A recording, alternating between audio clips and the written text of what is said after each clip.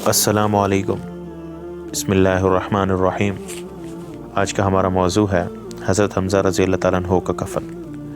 حضور اقدس صلی اللہ علیہ وسلم کے چچا حضرت حمزہ رضی اللہ تعالیٰ عنہ غزوہ احد میں شہید ہو گئے اور بے درد کافروں نے آپ رضی اللہ تعالیٰ عنہ کے کان، ناک وغیرہ اعضاء کاٹ دیے اور سینہ چیر کر دل نکالا اور طرح طرح کے ظلم کیے۔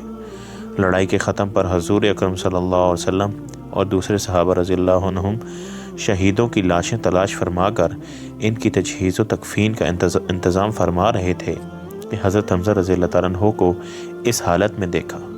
نہایت صدمہ ہوا اور ایک چادر سے ان کو ڈھانک لیا۔ اتنے میں حضرت حمزہ رضی اللہ تعالیٰ عنہ کی حقیقی بہن حضرت صفیہ رضی اللہ تعالیٰ عنہ تشریف لائیں کہ اپنے بھائی کی حالت کو دیکھیں۔ حضور صلی اللہ علیہ وسلم نے اس خیال سے کہ آخر عورت ہیں، ایسے ظالموں کے دیکھنے کا تحمل مشکل ہوگا، ان کے صاحبزادہ حضرت زبیر رضی اللہ تعالیٰ عنہ سے ارشاد فرمایا کہ اپنی والدہ کو دیکھنے سے منع کرو۔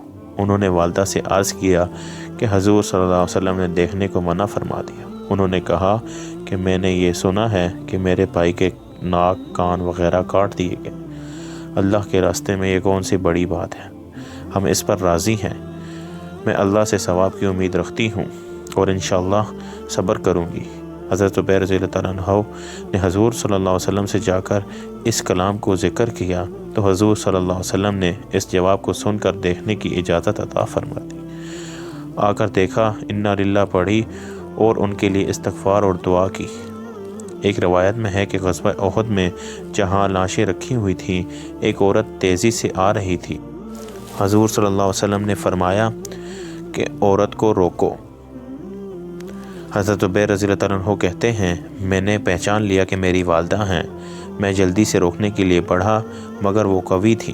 ایک کھونسا میرے کو مارا اور کہا، پرے ہٹ۔ میں نے کہا کہ حضور صلی اللہ علیہ وسلم نے منع فرمایا ہے تو فوراً کھڑی ہو گئی۔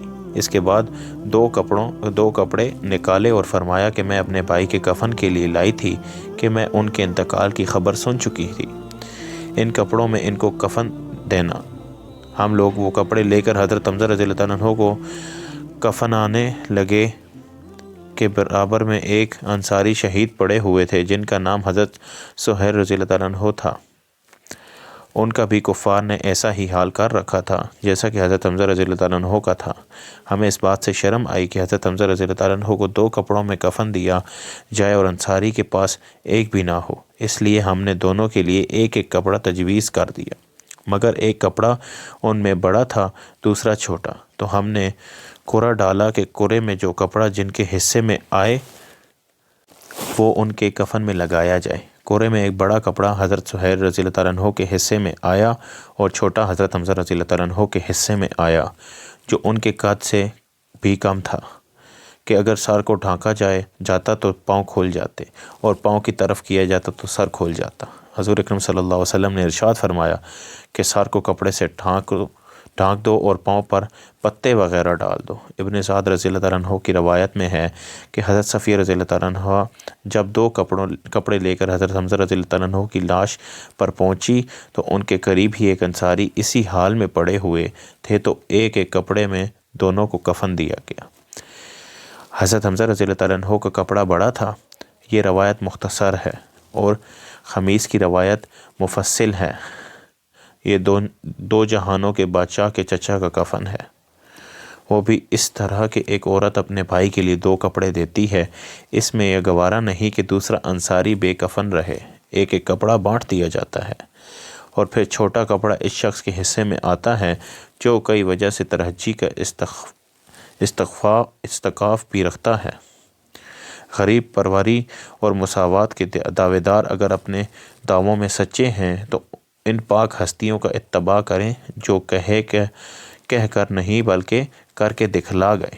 ہم لوگوں کو اپنے لیے ان کا پیرو کہنا بھی شرم کی بات ہے۔ بس میرے بھائی دوستو، جو کچھ پڑھا سنا، اللہ پاک اس پر عمل کرنے کی اور دوسروں تک پہنچانے کی توفیق عطا فرمائے، آمین۔